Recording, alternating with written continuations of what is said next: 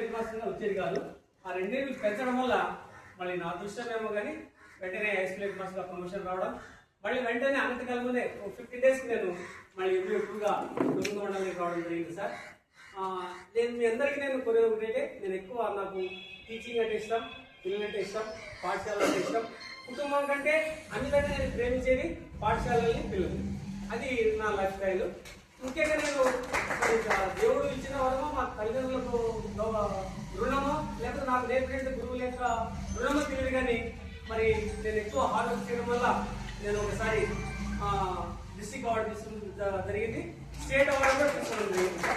అది నా కృషి ఫలితము, నా తల్లిదండ్రుల జన్మ స్ఫూర్తము, నాకు నా గురువులు ఉన్నటువంటి వారికి నడిచాను కాబట్టి ఇవన్నీ వచ్చినాయని నేను అనుకుంటున్నాను. అనుకోకుండా నా లైఫ్లో ఎప్పుడు నాకు లెక్చరర్ కావాలనేదే ఉండేది. కనీసం లెక్చరర్ కాకపోయినా డెస్టేటర్ కావాలన్న అవకాశం ఉండేది. దేవుడు ఆ అవకాశాన్ని కూడా నాకు ఇచ్చి మరి నేను దేవుని యొక్క రుణం చేస్తున్నాను. దేవుడు నాకు అవకాశం కల్పించినట్టు. కానీ ముందుగా దేవునికి కృతజ్ఞతలు తెలియజేస్తున్నా. నేను ఒకటే చెప్పేది మా వాళ్ళకు కూడా, దాదాపుగా నేను మండలంలో 52 స్కూళ్లను 2 ఏళ్లలో ప్రతి స్కూల్ని 3-4 సార్లు విజిట్ చేయడం జరిగింది. నేను ఎక్కడ పోయినా వాళ్ళ పాఠం ఏం చెప్తున్నాను అడగ నేను ఫస్ట్ మనం బోధిస్తున్నటువంటి మన పాఠశాల పరిశుభ్రంగా ఉండాలా, మన పాఠశాల పరిసరాలు శుభ్రంగా ఉండాలా, తర్వాత వీలైనంత వరకు పిల్లలు కూడా పరిశుభ్రంగా వచ్చే ప్రయత్నము చేయండి. ఇంకా పిల్లలకు కావాల్సినటువంటి మౌలిక వసతులు ఏవైతే ఉన్నాయో, త్రాగునీరు కానీ, ఏదైనా డిఎల్ఎం కానీ, స్మార్ట్ టీవీస్ కానీ, ఐపీఎల్ ప్యానల్స్లో ఏదైతే వీలైనంత వరకు ఉన్న 5 గంటల్లో మ్యాక్సిమం పిల్లలకే శ్రద్ధ పెట్టండి. వాళ్ళకి కావాల్సినటువంటి మరి నైతిక విలువలు కానీ, లేకపోతే సాంఘిక విలువలు కానీ, సమాజం యొక్క విలువలు కానీ, తల్లిదండ్రుల పట్ల గౌరవం కానీ ఏవైతే ఉన్నాయో విలువలు, వాటి నేర్పని నేను ఎప్పుడు చెప్తున్నాను. ముఖ్యంగా సాధువాడ స్కూల్కి అవులంగా ప్రైవేట్ స్కూల్ చాలా చూస్తున్నాను.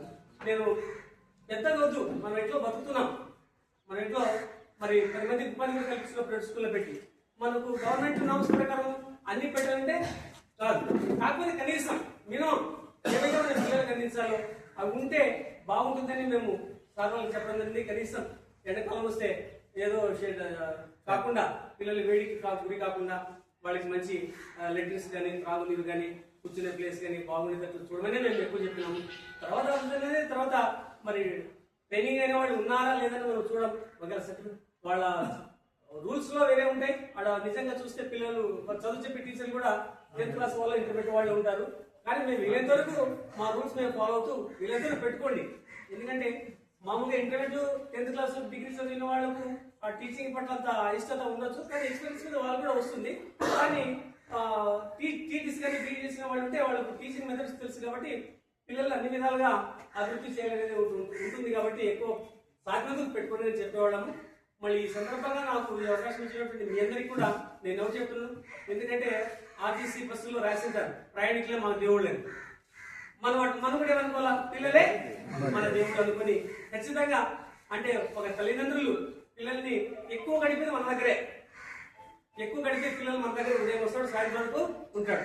స్టడీ వర్క్స్ అని, హోంవర్క్ అని, అది ఎక్కువ మన దగ్గర ఉంటారు. కాబట్టి పిల్లల్ని ఏమాత్రం నిర్లక్ష్యం చేయకుండా పిల్లలకు మనం ఏవైతే అందించాలో